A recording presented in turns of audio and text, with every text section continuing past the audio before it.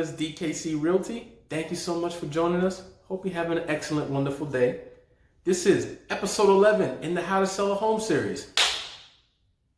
Contract time. So we've gotten all our results from the inspection. We've negotiated with the buyer. And now it's time for the contract. Typically, our attorney is going to be drawing up the contract to sale, and they'll add in whatever clauses they need to that are going to determine how the sale should proceed. That's why we have the contract. It lays out step by step how things should move forward. It's going to include the purchase price. It's going to include an inspection rider if we agree to any fixes or credits, and any other clauses that are pertinent to the sale.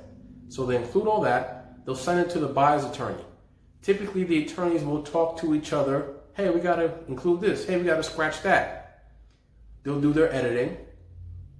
Once everything's agreed to, usually the buyer's attorney will meet with the buyers, review everything in the contract with them, make sure they understand everything, go line by line.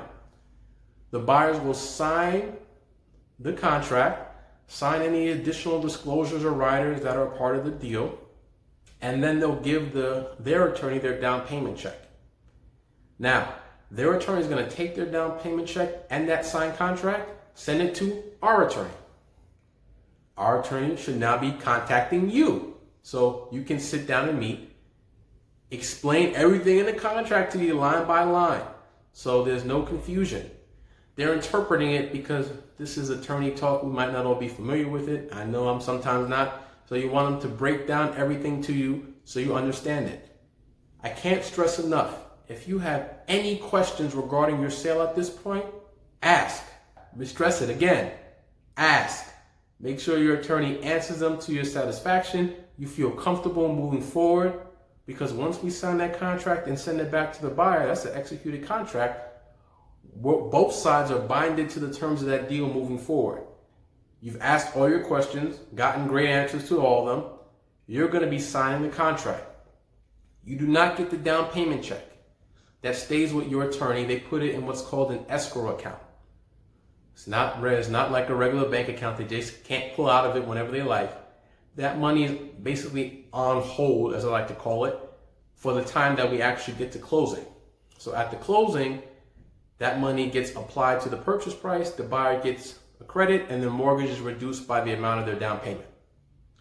But in the meantime, that's their skin in the game, that down payment that they gave us.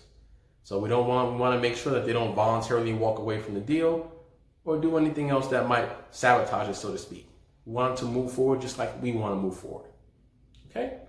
So now that we have the fully signed, executed contract, your attorney has a down payment check, and we've sent the contract back to the buyer side, I will take, or your real estate professional will take a copy of the contract and send it to the buyer's bank, because we want to get the bank moving on their loan application and get an appraisal ordered.